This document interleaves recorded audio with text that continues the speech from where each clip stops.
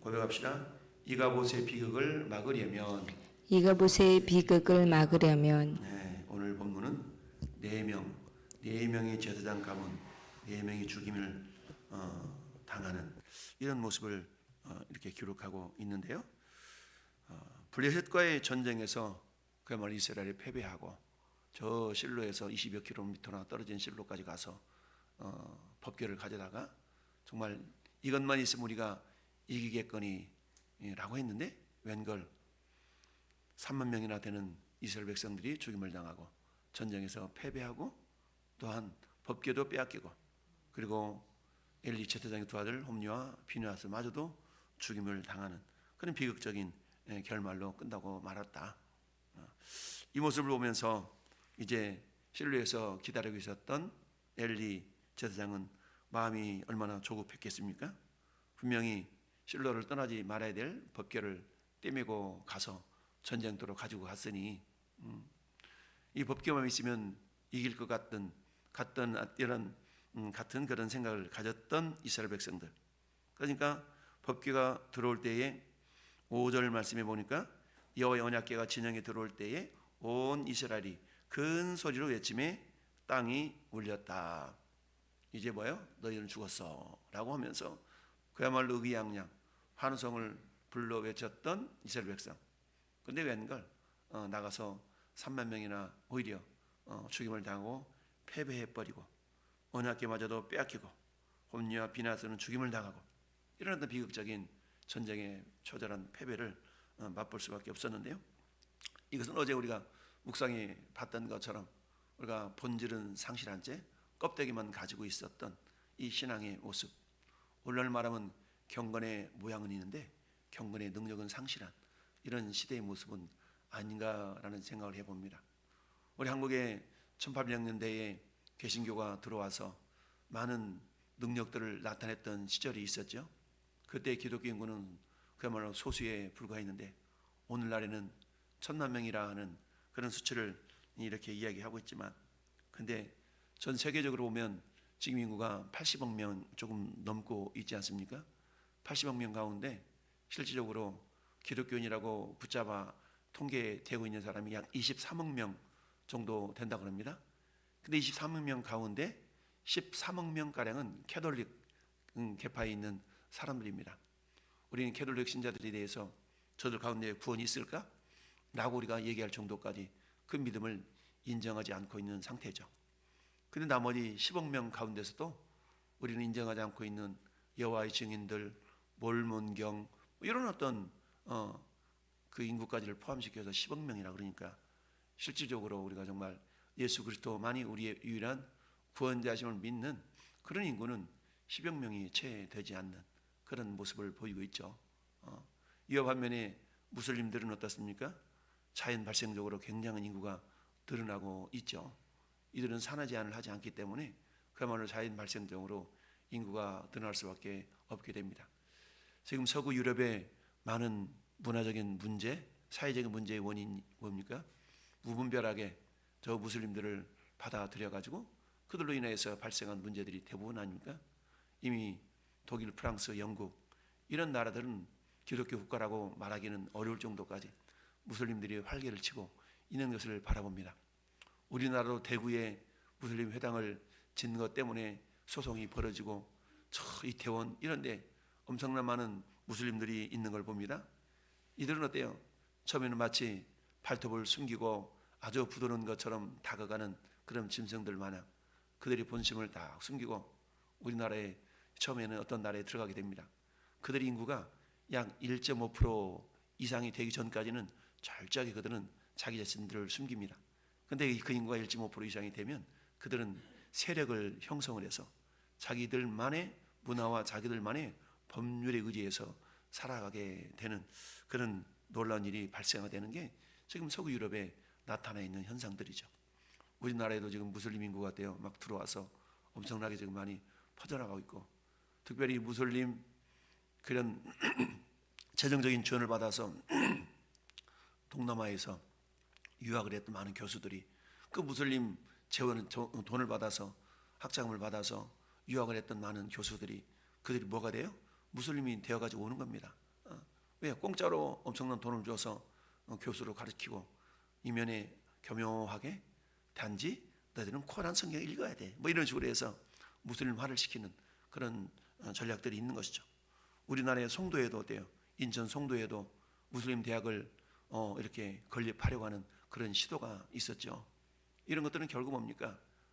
코끼리 텐트 빼앗는 그런 이야기 하는 것처럼 한 걸음 한 걸음 그야말로 이렇게 그 나라의 어떤 신앙을 훼손시키는 모습으로 다가오게 되는데요. 결국 이스라엘이처럼 멸망할 수밖에 없었던, 망해갈 수밖에 없었던 그런 근본적인 원인은 오직 그들의 주인이신 하나님만을 섬기는 신앙에서 벗어나 우상을 섬기고 그야말로 당시에 왕이 없으므로, 왕이 왜 없었습니까? 하나님만이 그들이 왕이었음에도 불구하고 자기들이 소견에 옳은 대로 행하였더라. 즉 말씀 따로, 신앙 따로, 삶 따로. 우리 그러잖아요. 우리 오늘 많은 그리스도인들의 신앙적인 모습과 정치적인 노선, 여러분 정치는 신앙에 의해서 이렇게 우리가 기준을 잡아야 되거든요. 근데 어때요? 신앙 따로 정치 따로 이렇게 나아가는 경우를 많이 보게 되는데요. 이건 결코 신앙이 가져야 될 바른 자세는 아니죠. 우리가 성경의 관점에서 세상을 이렇게 바라볼 수 있는 성경의 돋보기로 성경의 안경으로 세상을 봐야 되는데, 근데 많은 경우 우리가 신앙 따로 정치 따로 이렇게 되는 경우를 많이 보게 됩니다. 대한민국 299명의 국회의원들이 있어도 그 가운데 절반 이상이 크리스찬들 아닙니까? 그런데 크리스찬이라는 건 예수 그리스도가 그들의 인생이 목적이 되어야 되는데 철저하게 신앙을 자기의 유익의 도구로 사용하는 정말 안타까운 현실을 우리가 바라보고 있는데요. 이런 상황 가운데서 오늘 본문 속에서도 이가봇, 그야말로 엘리의 며느리가 정말 애를 낳다가 죽어가는 모습을 보면서 결국 뭡니까? 기울어져 가는 그런 영적인 그런 모습을 우리가 보게 되는데요. 영광이 떠났다라는 말이 이가봇이라는 단어라고 성경은 말씀하고 있습니다. 이처럼 이가봇을 외치면서 숨을 거뒀던 그야말로 이 며느리, 그야말로 엘리 가문이 철저하게 이렇게 사라져버리는 이런 모습을 보게 됩니다. 이것은 비단 한 가문의 이야기만을 뜻하는 것이 아니라 그 당시의 영적인 상황을 보여주는 하나의 단면인 것이죠. 그래서 오늘 말씀해 주고, 그렇다면 이가봇의 비극을 막기 위해서는 우리가 어떻게 해야 될 것인가? 그래서 한마디 말하면 다시 하나님의 영광을 회복할 길을 우리가 철저하게 모색할 수 있어야 되는데요. 첫 번째는 뭐냐? 형식적인 신앙을 버리고 복음의 본질을 붙들 수 있어야 됩니다. 형식적인 신앙. 나 교회 갔다 왔어. 나 주일 지켰어. 오늘 말씀이 제목이 뭐였어? 몰라, 그냥 갔다 왔어.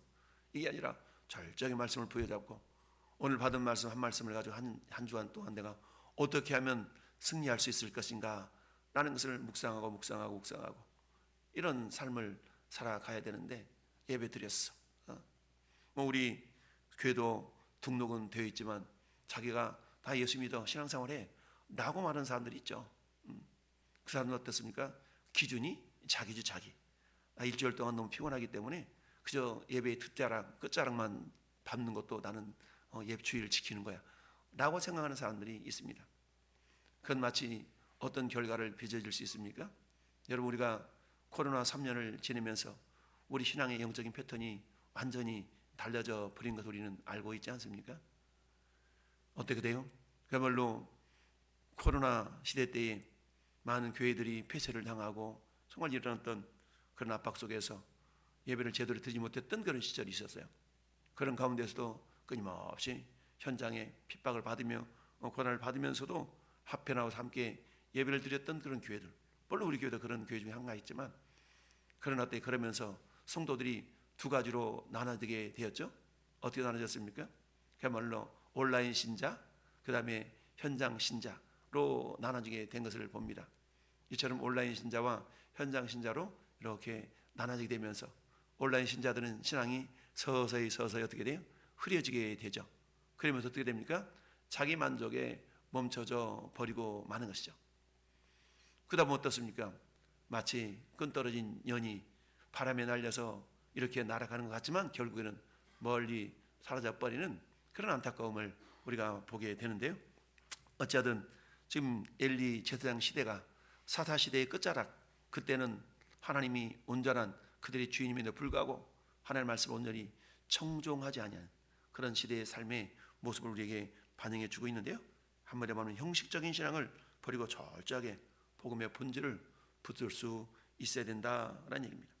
자, 여러분 이제 법계만 가지면 우리가 이길 거야. 성경책만 우리 수용차 한 권씩 딱 올려놓으면 수용차가 안전할 거야. 이런 것과 크게 뭐 다를 바가 없죠. 룸미러 밑에다가 십자가 목걸이 하나 걸어놓으면 이 차는 안전할 거야. 이런 것과 크게 다를 바가 없는 그런 연약한 모습이죠. 예수님은 이런 모습을 바라보면서 특별히 예수님 시대에 서기관과 바리새인들을 향한 철저한 책망의 메시지를 우리에게 말씀하고 있죠.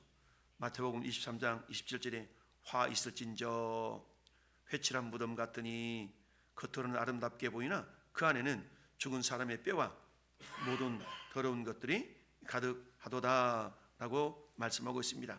하나님께서 저는 여러분들의 삶을 바라보면서 하나님 정말 우리의 믿음 하나하나가 우리 시대에 어떤 모습으로 살아가야 될 것인가를 우리에게 보여주고 있는데요.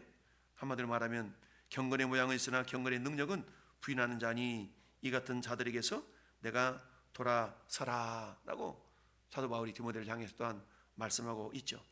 이처럼 형식적인 신앙을 버려버리고 복음의 본질을 붙드는 그런 믿음의 모습들이 우리 가운데 나타나야 회복되어야 될 줄로 믿습니다.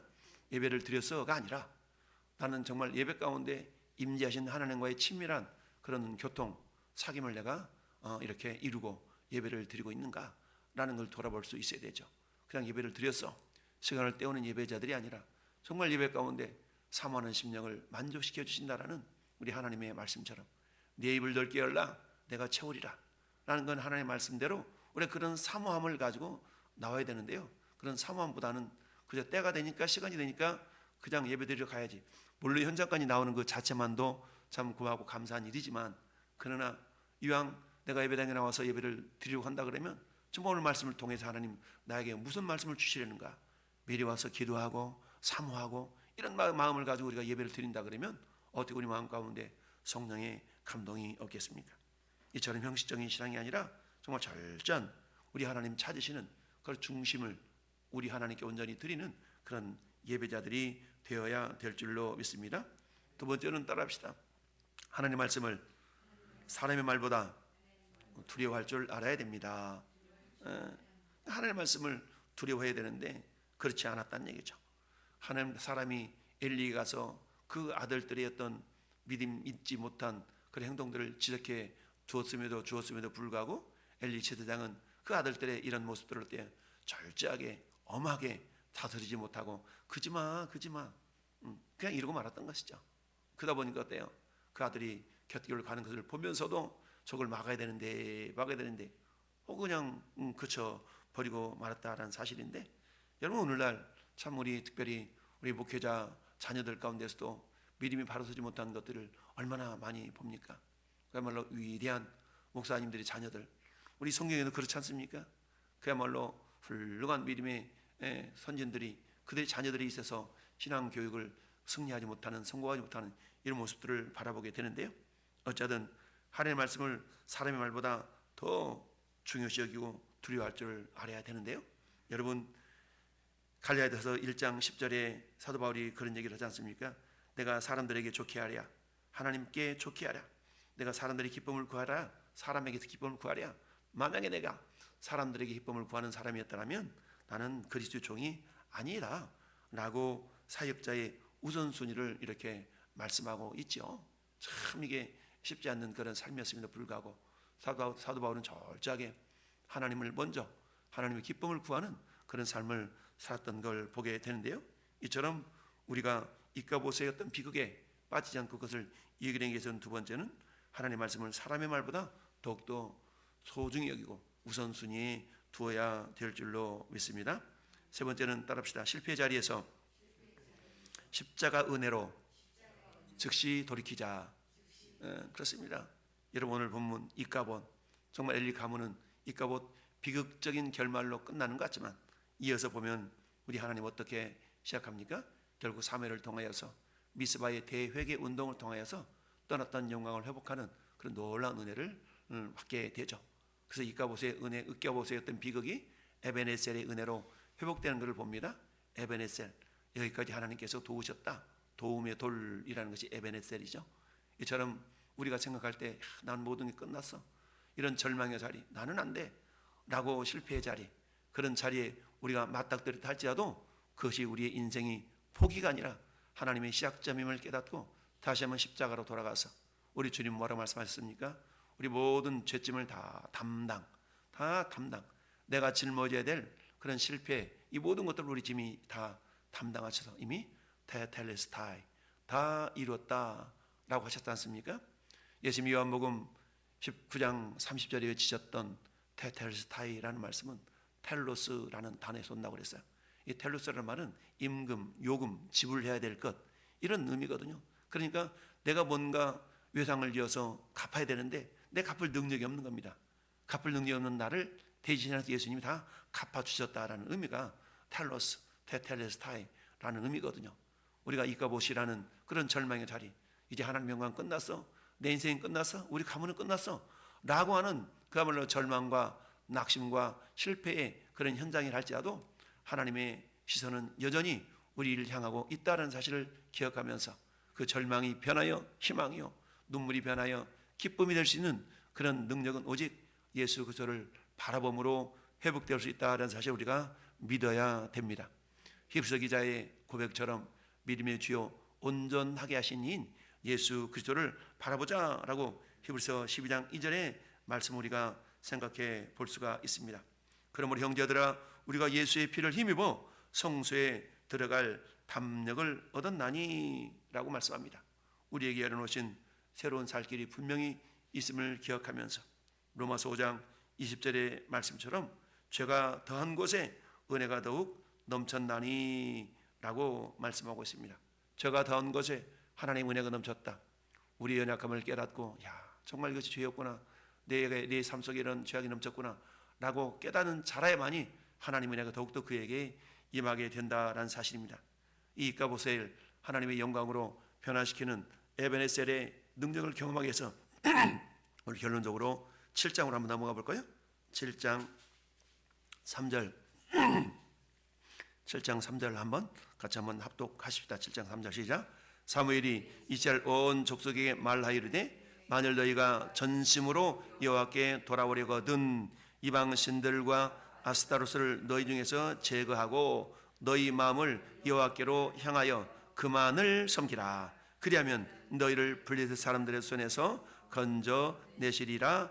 아멘. 할렐루야. 이런 회개 운동이 결국 미스바에서 일어나게 되죠. 그일로 말미암아서 결국 하나님께서는 어때요?